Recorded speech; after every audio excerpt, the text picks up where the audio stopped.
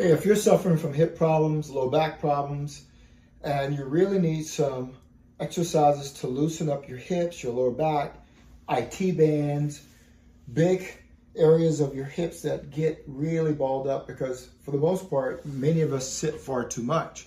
So today's video is going to be dedicated to showing you how you can address some of these things in the event that you can't get on the floor and that's a little bit too much trying for you because of the challenges of getting down and then getting up again.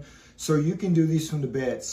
Definitely more effective on the floor, but this is certainly a step forward as opposed to not doing them at all. So you just start out on your back, wide base, and you're just going to rotate your hips and your knees to the left and right sides. So you may not have the same flexibility or you may have more, but you just let your legs fall to either side, I'd say about 10 to 12 times. And as you go along, hopefully they'll start to loosen up a bit. But if you find that when you turn to one side, the pull happens to be a little bit too dramatic in your hips or your back, then you simply mitigate that by going only to that point where you feel discomfort or pain. Stop there, breathe through that position, and sometimes with breaths and relaxation, gravity will allow you to fall a little closer without much effort. In addition to that, we're going to now do a 90-degree hip stretch where you just cross your ankle over your knee, doesn't matter which one you start with, and just starting here and taking your hand on the same side, placing it inside of your knee and give it a gentle push away from you, holding that for about 20 to 30 seconds, stretches the hip, starts to open up this area a little bit, and of course you would want to do this on both sides. And then the next stage from here is you rotate across your body to the left side. This is the easier of the three positions, so we'll start turning opposite the side of the foot that's up. So if my right leg is up, I want to turn to my left. A little easier that way. And again, we'll just say hold these for about 20 to 30 seconds aside, trying to keep the sole of the foot firmly on the floor or the bed, and that knee pushed not in here, but out away from your body. And then come back to the middle. And to the degree that you can, this one may be a little too difficult for some, but if you can, take a shot at lifting up to this position so that you get this left knee right above the left hip. And again, you'd hold that for the designated time. Once you're done there, the third position is to now fall to the right side of your body. Now your right leg and the weight of it as an assistant to pushing this left side down even further, where you get a big stretch in the ball and socket region of the hip, the obliques, the lower back area, and also here across the chest and shoulders as your arms are dropped out to the side.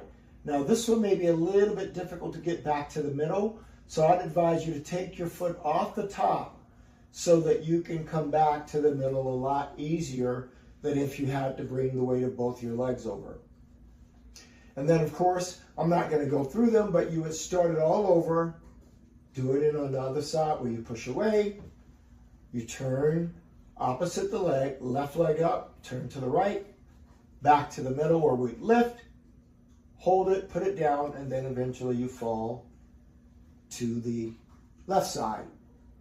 And now I'm going to demonstrate a few more advanced stretches for the hip. So if you turn to your side, and now we'll just keep you on the side of this leg, this foot is on the floor. So now just by pushing your knee down, this is one of the movements of the hip, which is called adduction. And then as you push it away as far as you can, it's abduction. So add is when it's going down or back towards the center of the body. Abduction when it's going away. And then the other exercise is hip flexion, where you're lifting the knee up towards the torso. And then where you move it back behind your body, it's hip extension. And then finally, we can just go, this is also internal, external rotation. Also, along with that abduction where we're letting it internally roll in, and then externally it rolls out. We also got some of that when we were going side to side. All of these exercises can be done just the same way on the floor, and on the floor they actually are a little bit more effective. So I'd encourage you to start in the bed if getting to the floor is a little bit too cumbersome for you right now, or maybe you can't do it at all. But if you can get to the floor, I think you get a little bit better benefit on the floor, because most times my bed tends to be, it's very firm and it doesn't give much. But a lot of times when the bed is firm and you sink into it, you lose some of the benefit of the stretch. But anyway, I hope this helps to loosen up your hips. And if you got any other comments that you want to add about ways to loosen up the hip and low back, please leave them down below in the comment section. But if you found this to be at all helpful, I'd really appreciate it if you share this with a friend, a family member, or anybody that you think could benefit from this information. And lastly, please like, subscribe to the channel, and hit the notification button so when the next video comes out, you'll be aware of it and you'll be ready to go. Until next time, stay healthy.